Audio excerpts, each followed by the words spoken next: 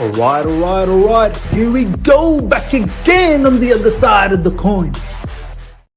All right, welcome back to the other side of the coin, ladies and gentlemen. We're back again with another live stream, bringing you the latest in Chelsea transfer news and Chelsea news in general. Hope you guys are all doing well and having a fantastic weekend wherever you guys are. I certainly had a very, very good, relaxing weekend. Spent a lot of time with friends and family, so it's been good. It's been good. I did a lot of work as well. In fact, lots of work that I had to do over the weekend, which obviously no one wants to do extra work over the weekend, but we have to end the financial year, so we had to do the hard yards. But it's been great to connect with you guys. Obviously, we had 3 pieces of content yesterday, which was banging. So thank you for always showing the support. And today we're back again doing a whole heap of stuff once again. News about Mason Mount. Cranking up this saga, ladies and gentlemen, must end. This is the week. This upcoming week has to be the last week of Mason Mount drama. He has to leave, in my opinion. I don't know how you turn this around and how he ends up being at Chelsea Football Club. So obviously we'll talk about that heavily. And I think this is why Bayern Munich, as a contingency plan, ladies and gentlemen, if it's not Man United, I would like to see Mason Mount being sent to Bayern Munich if those rumors are true. And I believe to a certain degree it probably would be true. Thomas Tuchel would love a player like Mason Mount. He has done well. Mason Mount has done well under Thomas Tuchel when Thomas Tuchel was Chelsea manager. So we'll talk about all of this. The hijack. Could there be a hijack, Bayern Munich hijack from Man United? Big up to each and every one of you guys. Big up to KB, Ganswood, Tariq, Rain, CAA, M Mafia, Damien, my man, Bill. Big up to you as well. Cliff, Pritam, Aaron. Honestly, so many of you guys have lined up. It's so good to see you guys after 2 and a bit minutes. We've got over 100 people live. Smash the like. Let's get those likes up to 100 straight away. And if you're here for the first time, subscribe. We're getting closer and closer to 24,000. It would be amazing to get to as close to 30,000 before the season starts. I think that will be a fantastic feat. Dennis is saying happy Sunday, Miss. Happy Sunday to you as well, Dennis. Happy Sunday to each and every one of you guys that has joined in. All right, let's get cracking into the news. And I want to talk about this whole Mason Mount saga at a greater detail with a different perspective today. All the different things that we've already spoken about Mason Mount will park aside, but I want to take a different spin on this story, which will be interesting to share with you guys. Valan, good to see you, my man. Means our average wage are 75k. Man, how Bowley managed to reduce it to that low. Yeah, it's good. There's a news from that was out. I want to actually get that out now somewhere from CFC Daily. I think it's good to share that news. Might just have that up. Some of you guys told me that Enzo Fernandez was on exorbitant amount of wages. I knew he wasn't. I just knew he simply was not. And that seems to be the case at the moment. There you go. So we'll keep this. And I think CFC Daily had another bit of news, which we'll bring up right now as well. We'll just have this ready, but we'll come back to this. Okay. Yeah, but now, Valen, you're right, man. We should be looking to lower our wages. We should. We're not in Europe anymore, and the caliber of players that we have are somewhat inexperienced. So there's no need to pay unbelievable amount of wages, and we need to have a sensible wage structure, man. Under Roman, that was one of the things that I probably hated. Right? It was crazy. Prabal saying latest tweet from CFC Daily. I've just got that. Unless you mean by someone else. If there's any other new tweets coming out, let me know in the live channel. It would be check Chelsea Dodgers. Okay, check Chelsea Dodgers. All right, let's have a look. I've got up a lot of the tweets here from Chelsea Dodger. Let's have a look. 3 minutes. Chelsea are progressing really well. Brighton, Hove, midfield. Okay. Top Bowley hopes negotiate the 80. Okay, cool. I've got that, which we'll talk about that news, and I've got that. Okay, so we'll have this one up, and we'll definitely touch base on this, and we might touch base on that a little bit earlier in the piece. Okay, come back to the Mason Mount situation, ladies. By the way, Prabha, thank you so much for letting me know about that. Sam, good to see you. Serves, good to see you. Uncle, good to see you as well. Okay, so late yesterday, UK time, ladies and gentlemen, this dropped from Jacob Steinberg. Bayern Munich are trying to hijack Mason Mount from Manchester United. And it further goes on to say Thomas Tuchel is a huge admirer of Mason Mount, and there is a possibility of Chelsea accepting a lower fee from a foreign club. So the bidding warfare, whatever situation you might call it, right? The Mickey Mouse game, basically the cat and mouse game that's happening at the moment between Chelsea Football Club, Man United, and Man United. Yesterday trying to scare us by saying, "Hey, we're walking away. I'm walking away like the troubles in my life." Man United thought that they're going to walk away, just like Craig David did, and we caught that bluff. We caught their bluff. We said, "Look, do you know what? We have a certain price for Mason Mount. It's either you pay that, or we are going to send him to Bayern Munich," because Bayern Munich are apparently interested, and I kind of understand this interest. I don't think this is a make-believe. I don't think this is made up. I think there could be genuine interest from Bayern Munich because of Thomas Tuchel. Thomas Tuchel did appreciate Mason Mount a lot, and Mason Mount did do very well under Thomas Tuchel. So I don't think this is too far-fetched one bit. So Chelsea has caught Man United's bluff and sent it back to them saying, "Hey, we're willing to send him to Bayern Munich for cheaper. If you don't pay up, we definitely don't want to give it to you for whatever price you're asking for, which is 50 plus 5 million. Look, I still believe 55 plus 5 million will get the job done, somewhere in between. I know Chelsea asked for 58 plus 7, but I like this policy. I like this policy from Chelsea. Contingency plan. Chelsea has a contingency plan. If it's not going to be Man United, then it's going to be Bayern Munich. Best believe Mason Mount has to leave Chelsea Football Club. All of this stuff about Mason really wants to stick around at Chelsea. I don't buy that one bit. I really don't buy that. Look, and this is what I want to talk about. This is exactly what I want to talk about. Sources have suggested Manchester United will look to meet somewhere in the middle of Chelsea's 65 million total package counter offer. This is from Jacob Steinberg. And this is exactly what I said. The middle ground probably be about 55 plus 5, 60 million. I think that will get the job done. Now, okay, let's seriously talk about this. Few fans yesterday started to get a bit irate. Yep, the battle of PR. Yesterday, the PR that I saw for Mason Mount. Oh my God. Wow, this guy, he's a crowd favorite. He really is. The journalists, there are certain journalists that love this kid so much. No, kudos to them. Now, they started saying that Mason Mount never wanted to leave. Now, okay, let's look at this situation. Maybe Mason Mount didn't want to leave. In fact, I actually believe he probably didn't want to leave from in the beginning stages. So the negotiations, if we look at the timeline, yeah, just before the World Cup, we were a shambles. We were losing a lot of games under Graham Potter, and it was not looking good. And I distinctly remember Mason Mount saying, after the World Cup, we're going to get serious. You're going to start seeing the real Chelsea. Well, that didn't ever materialize one bit. In fact, after the World Cup, we declined even more. But before the World Cup started, apparently there was some initial negotiations that took place. This is as per some of the articles I've been saying, and the vibe was that it was good. Mason Mount was potentially going to get a new contract, and the new owners that we had were looking to comply. After the World Cup, when our owners put in place all those board of directors, apparently Paul Winstanley is the one who was in charge of Mason Mount's negotiation. Simply went cold. He didn't value Mason Mount the way maybe the owners initially valued. He looked at the situation and said, "No, you know what? No, we're not gonna go back to what might have been agreed with the owners initially.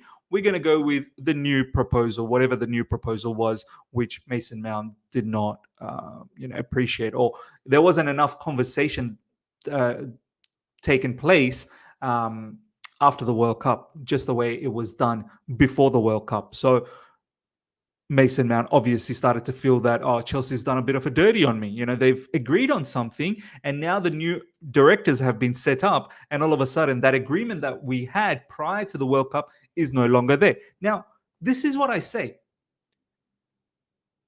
Mason Mount might have been done a dirty, but is it not okay to accept the fact that perhaps the board of directors, whoever was involved, and if it was Paul Winstanley, if he assessed the situation that, do you know what?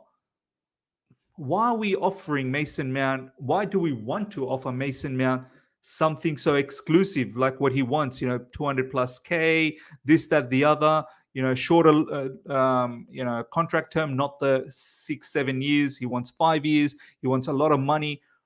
Why is it not okay if one of our board of directors sat down and said, do you know what? He's just not worth that type of money. He's probably worth about 160, 70, 80 max. And yeah, all of the other stuff, image rights, this, that, the other, they didn't want to agree on. Why is it not okay to accept that? We have certain fans that are willing to blame Chelsea in this situation. The way I look at it, maybe there isn't to blame anyone. Maybe no one needs to be blamed here. Maybe we just need to accept that perhaps Chelsea, at the end of the day, simply didn't value Mason Mount the way Mason Mount probably thinks he should be valued. Is that not okay to accept, ladies and gentlemen? Let me know. Is that not okay to accept? Because if Paul Winstanley has gone with that approach, and since then, we've not really had anyone trying to override his approach. If we are to believe that Paul Winstanley is the one who's, in control of this transfer negotiation, contract extension negotiation with Mason Mount, well, no one's come and overridden Paul Winstanley's approach and said, nah, you know what, Paul, you're being a bit harsh. Give Mason Mount everything that is required. And maybe Chelsea also looked at the situation that selling Mason Mount will help out our books massively. He's a direct profit to the books. He's only got 1 year left. And as I said, maybe they just realized that he potentially isn't as great as what some of you guys make him think, believe that he is. Chelsea probably looked at the situation and thought, you know what, he's not irreplaceable. We can get Mason Mounts. There's plenty of Mason Mounts in the world. Like, we can find another Mason Mount if that's what we need. Mason Mount is not some sort of an extinct species. Like, he's not some sort of a rare species. Like, he's not. Is average to a certain degree, maybe just a tad above average. Yeah, Mount is above average at best, as Himanshu said. Why is it so tough for us to accept this? There are so many fans who are getting upset about this situation, or Chelsea's driving Mount out of the football club. Maybe they are. Maybe Chelsea are trying to drive Mount out. Why is that not okay to accept? Why isn't that okay to accept? We're not talking about like a Pele type of a player. We're not talking about, Maradona. Oh, no, we're getting rid of like an unbelievable baller. We're driving a player out. We've never seen a talent like this before. Why are we acting like that? This is why when I see, all of these Mason Mount propaganda and PR stunts on social media, I feel like replying that back to them and saying, why can't you accept that maybe Chelsea don't value this player as much as you think he should be valued? What's your problem? There doesn't seem to be any problem when it comes to other players. Like many of us thought João Felix probably should have had another opportunity at a loan at Chelsea Football Club. But, we've all accepted that Pochettino doesn't want João Felix, and he's moved on. We've moved on. Have we seen crazy warfare in social media? Have we seen clashes between fans over João Felix? There's a lot of fans that liked him. There's a lot of fans that didn't like him. But we moved on. We moved on. We moved on because we knew that, look, Nkunku's coming in. Christopher Nkunku's coming in. Now we're about to get a official announcement for Nicholas Jackson. We still have Mudryk, Noni Madueke. We've got Sterling. We should be all right. We should be all right. We moved on. Why is it when it comes to Mason Mount? Oh my God. Oh, how are we going to move on? How will we ever move on? How's Chelsea going to operate as a football club ever again? Oh my God, he's going to go to Man United and he's going to blow up over there. Who cares? Why is it with him where it's like, oh no, all of our lives stop. Everything ends. The football club collapses. It's sad. It's pretty sad. Valan, thank you so much for the super chat. Nathan Gissing was so dumb. He literally shot himself in the foot and directly revealed that Mount was probably one that was leaking lineups to him. Yeah, Nathan Gissing, I must say, that was a pretty dumb move from him to support this Jonathan, whatever his name was, Jonathan Woodcroft or whatever. I can't remember. I don't even know who that guy is. For him to go out there, Nathan Gissing is somewhat of a reputable, in the know journalist in Chelsea community, and for him to do that kind of reduced his reputation a little bit, I have to say, because Fabrizio Romano literally came last night saying, "Nah, man, the negotiations are still on. Face-to-face negotiations are going to be held as what Chelsea wanted, and the matter isn't over." Look, I still fully believe. Miss, why are you saying my name? Nathan Gissing, man. Nathan Gissing, not Nathan per se. Yeah, I still feel Mason Mount will be a Man United player, but if he's not, I think it's going to be very difficult for him to come back and be part of Chelsea Football Club. All of this stuff about he wants to be a Chelsea player. Maybe once upon a time he did. Maybe December last year he might have. But as the negotiations progressed, he probably started thinking, "No, I don't want to be a Chelsea player anymore." And that's fine. That's okay. Chelsea probably didn't value him. He didn't feel the love. And here we are. Here we are at a stage where both parties feel like they need to be apart from each other. And that's okay. That is okay, ladies and gentlemen. Let's see what you guys are saying about this before we move on to the next story. Miz, I'm all up for Mount leaving, but this is a bit like Rashford and United last summer. He was linked to move, but stayed and had a banger season. Do you think Mount could do that or not? Look, I don't remember exactly where Rashford's case was last season. I know he had a poor season, but then I don't think I ever saw Rashford was on the verge of leaving or he was demanding to leave. In this case, it's a bit different, I feel. In this case, it's clear Mason Mount has agreed personal terms with Man United a long time ago. I don't know if Rashford agreed personal terms with anyone. Correct me if I'm wrong in the live chat. RS7, correct me if I'm wrong. Did Rashford agree personal terms with anyone last season after the poor season that he had, the one before last season that just finished? With Mason Mount, he's agreed on personal terms with Man United. We've seen Man United bid 3 times. Not once, not twice. 3 times Man United has bid. It's clear Mason Mount's telling the Man United camp, go for it again, because I want only to be a Man United player. Rashford, it's not the same case. Right? We didn't see bids for Rashford from anyone. Rashford, I think, was quite clear that he probably wanted to stick around. If with Mason Mount, if we didn't see any personal terms agreed with anyone, if there wasn't any bids, I would have accepted that. You know what? Maybe there is still hope. Right now, there isn't any hope, man. There simply isn't any hope.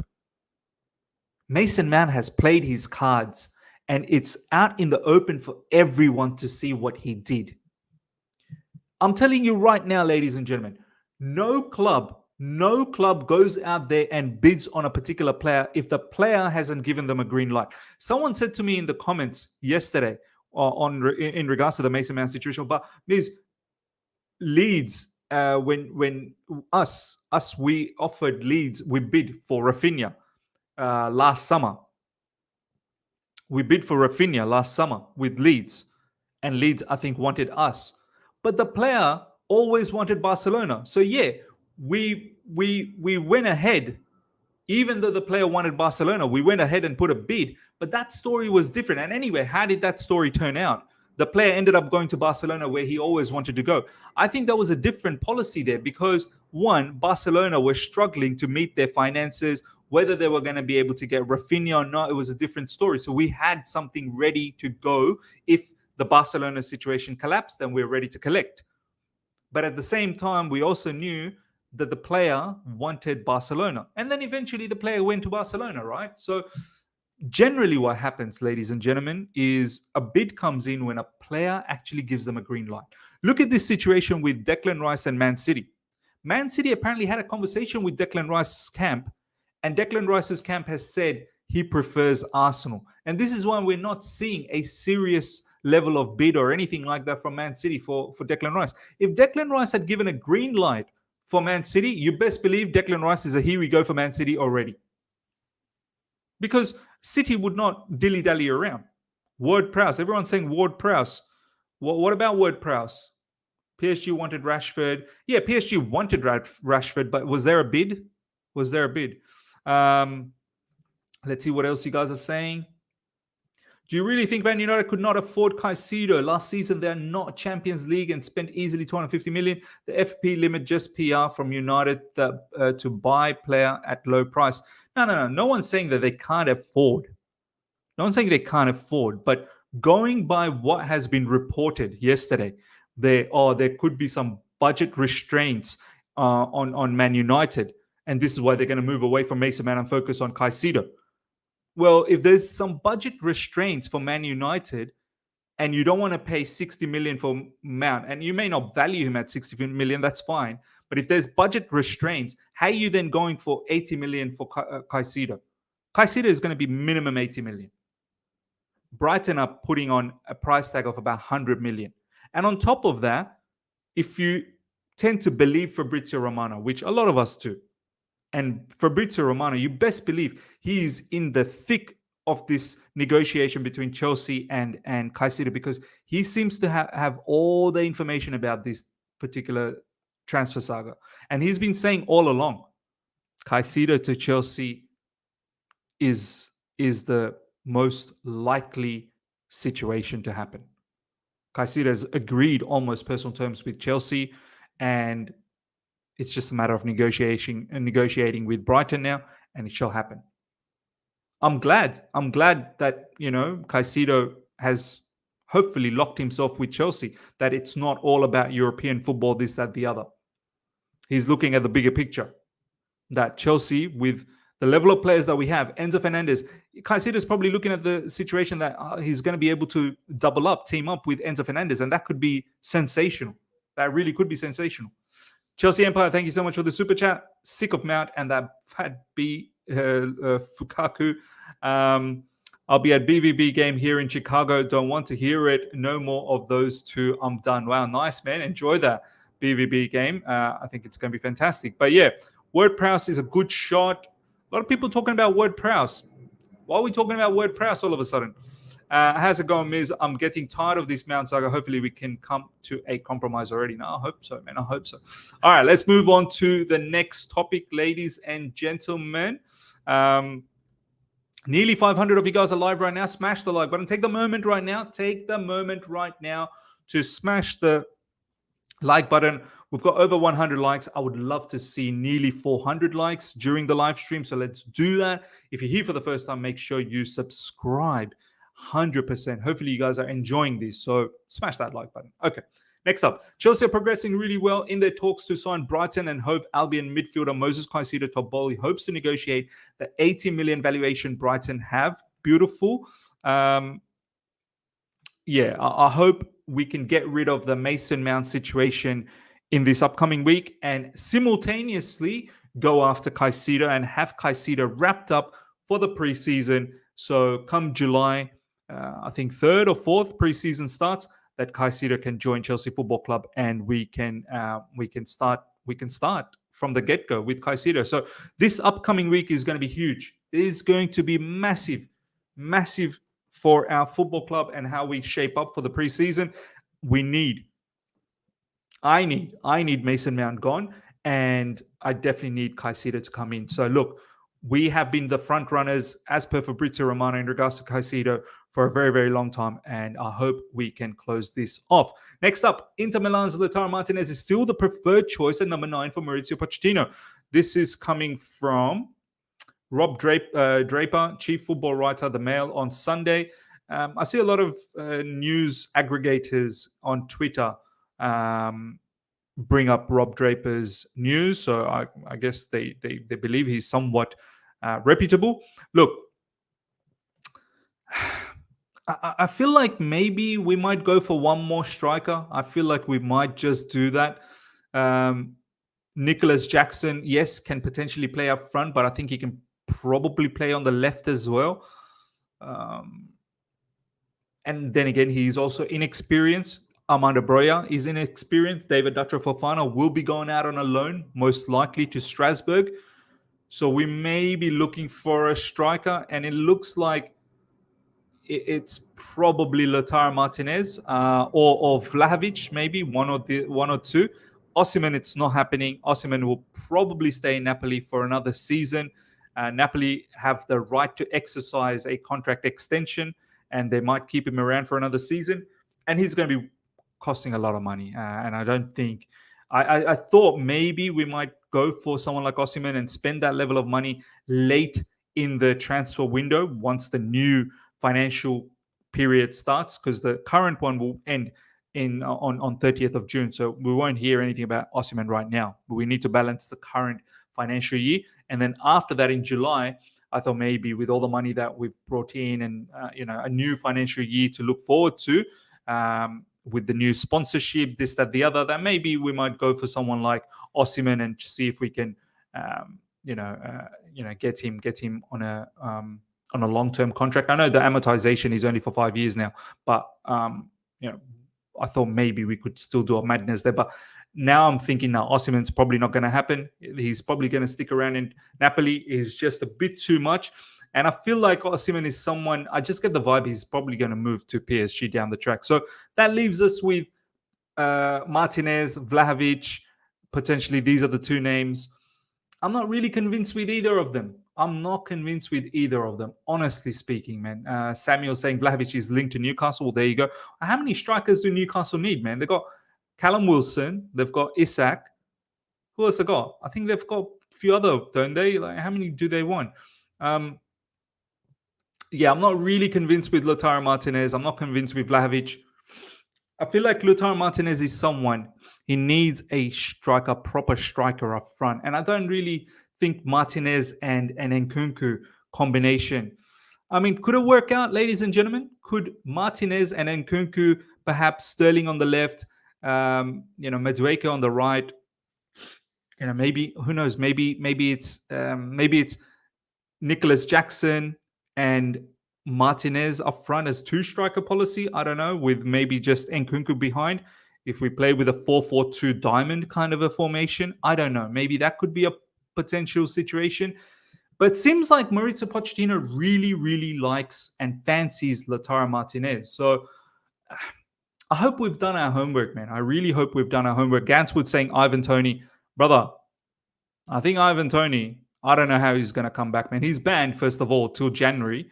And how he comes back after the ban, only God knows. Only God knows. Valen, thank you so much for the super chat. Mourinho is coming down to Singapore for preseason. Wow, nice. I wanted to watch Jose live, but realized that he loses in preseason and it's his cursed third season.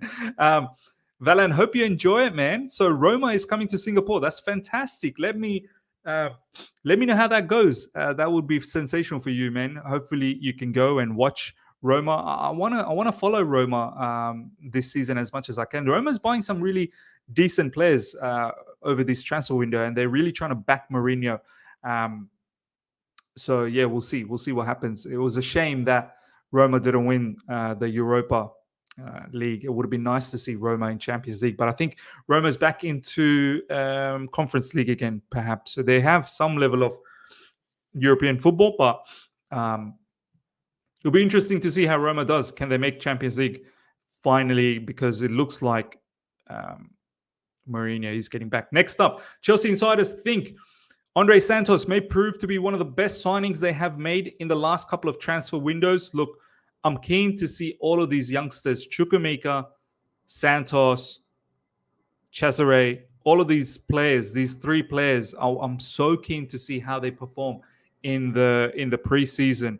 I hope they do well. I think potentially one of them, probably two of them, might go on a loan. One out of these three names will get a shot at the first team. So we'll see. We'll see what happens, man. We'll see exactly what happens.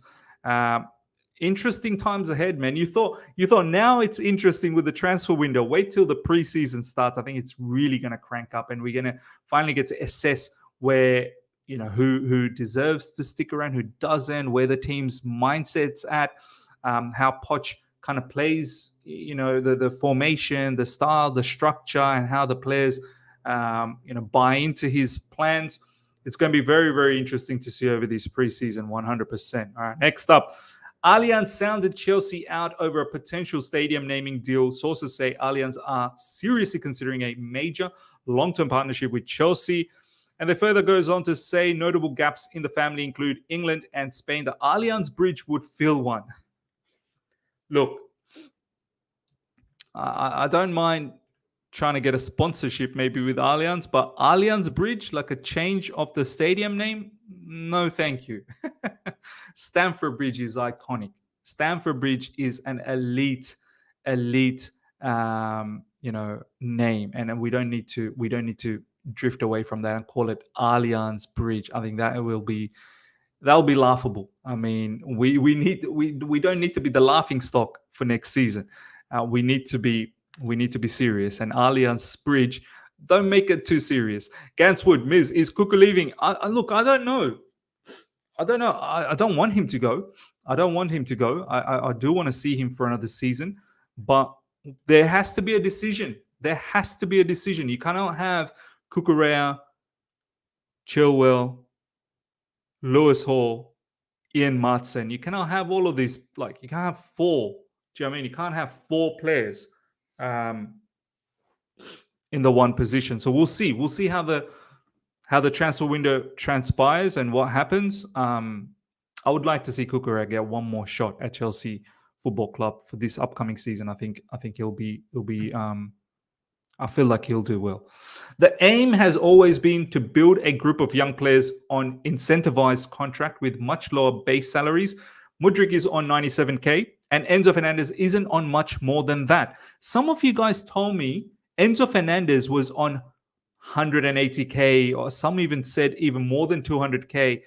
I read something a while back when we bought Enzo Fernandez, and I had a feeling he was on 97k. And this article from The Athletic is saying he's not much more than Mudryk. So let's say he's on 110k for argument's sake. This is how it should be. Havertz was on just under 300k. Some of you guys told me and even had a go at me for reporting the incorrect news and coming out and trying to create a picture for Havertz that he's on some mad wages and this, that, the other. No, it's true. Once again, I said it from the get-go. When we got Havertz, he was on really, really good wages. I like this approach from Chelsea Football Club. This is how normally everything works out in life. Some of you guys work full-time. I work full-time, right? You might have employment in many areas. This is how life works. It's incentivized. If you do well, if you work hard, and you perform above expectation, you get paid more. And I like it. We should be focusing on a wage structure in this manner. If you perform over the top, if you perform well above expectation, you will be able to trigger more wages. Simple as. And I think this is great. It will motivate players to do well. When you start earning crazy amount of money the way Havertz did, it's very difficult to motivate yourself. What's there to motivate? You're getting the money anyway. Whether you perform, whether you're not perform, you're going to be on high wages anyway. And I understand some of you guys may say, oh, what happens to the professionalism? You're getting paid. You should be professional to play well. Of course, but in this day and age, it's not the same as 10, 15 years, 20 years ago. Those players, they weren't on big wages, so they wanted to play hard and perform well, so they do get big wages down the track. These days, big wages are thrown at players' face willy-nilly. So I like this approach. Mudrik's on 97k. Enzo Fernandez may be on about 110. Who knows? Somewhere close by. Means there's news about Costa. Okay. Chelsea Express. See, I don't know, man. I don't like picking up news from all of these other news aggregators that just bring in news left, right, and center from people that are not great sources. I always like to see news from Fabrizio, David Ornstein, Matt Law. When it comes Matt Law opinion pieces, I don't like, but like transfer news or anything like that, that's fine. Any other those Mickey Mouse sources, like, honestly, don't buy into it because they'll throw a whole heap of names. Unless we see some serious journalists coming and talking about it, I say let's stay away from it. But I'll go and check that out. But yeah, I like this incentivized view 100%. I think this is how it should be. On top of this, Chelsea have included a clause on all contracts for new signings or extensions for current players that sees a percentage cut for failure to qualify for UCL. Only Sterling out of the new signings aren't included in this. There you go. So a lot of the players will take a pay cut, and that's how it should be. If you don't make it to Europe, it's a pay cut. It's simple as that. It's a pay cut. If you make it to Europe, you're going to be able to trigger a whole heap of different incentives. That's how it should be. Chelsea Express. Who's Chelsea Express? Is this it?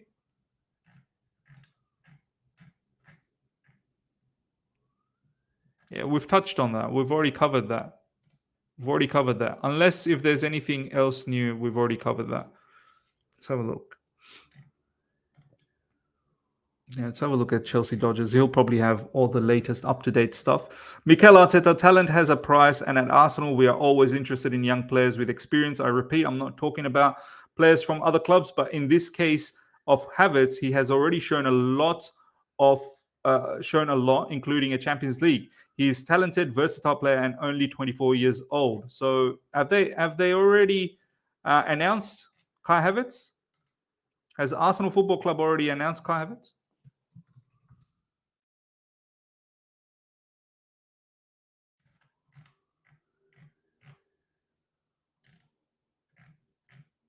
No, they haven't. Okay. Last but not least, Simon Johnson of The Athletic. Jorginho and Kovacic are 31 and 29 respectively. Fresh blood was needed given Chelsea have not competed at the top of the table with them in the squad. It's time for someone else to have a go. Yeah, fair enough. I mean, those players are now moving on. All right, well, that's pretty much it. We've got more than 550 people live. We only got 148 likes, guys. Can we pump the likes? If you've enjoyed this conversation, pump those likes, ladies and gentlemen. Get those likes up to 300. If you're here for the first time, subscribe. I'm going to take a few more comments. Search Diego Costa. All right, let's. You guys are adamant, man. You guys are adamant. I'm not seeing Diego Costa from any big journalist. I'm going to be very, very annoyed if I see some Mickey Mouse journalists. If I see some Mickey Mouse journalists talking about Diego Costa. Mendy's move to Al Ahly is delaying Chelsea's attack on Porto's Diego Costa. Chelsea considers him as one of the best goalkeepers in Europe, but Porto won 75 million for him and not sent less. Chelsea. See, Ebola. Like, honestly, guys, should we really waste our time? Ebola. I think these guys are a Portuguese version of the Sun. I mean, if it was Record Portugal, maybe something. And even then, I don't buy Record Portugal anymore after what has happened with Elgate's situation. I mean, take it with a pinch of salt. Unless I see Diego Costa, and Diego Costa is a goalkeeper I would like to have. Diego Costa is a goalkeeper I wouldn't mind one bit, but I don't want to get into this sort of conversation with these sources because what's the point? In that case, we're going to be talking about every player. This is not serious. Chelsea are preparing 75 million bid for Porto goalkeeper Diogo Costa, and the plan is to pay the transfer fee in 3 installments. Who are these guys? Who are these guys? Ebola. Like, I don't want to waste my time, honestly. Unless I see this coming from Fabrizio or David Ornstein or Matt Law or some of the Chelsea big-time journalists, then this is just an absolute waste of time. Yeah, the disappointment from it's just, what are we doing, man? What are we doing? Well, people, honestly, don't get excited about every bit of news that's out there. Look at Chelsea Dodgers, look at PYS, look at Simon Phillips, look at these guys, and then go from there. These are the ones that are most important. All right, we're going to wrap things up. Hope you guys have enjoyed this. Smash the like button, and I shall see you guys for another video later on tonight. Until then, take care and have a very, very good remaining of this weekend. See ya.